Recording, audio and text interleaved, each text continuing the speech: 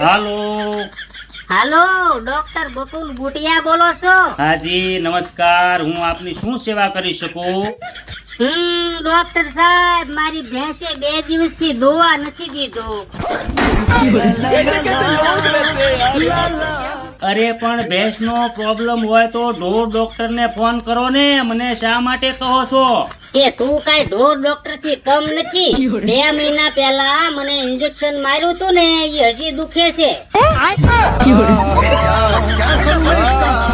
અરે પણ દાદી, એને બરફનો માલિશ કરો એટલે મટી જાય, ઈ ક્યાં મોટી વાત છે? જો મેં બરોબર જ કીધું તું. શું બરાબર કીધું?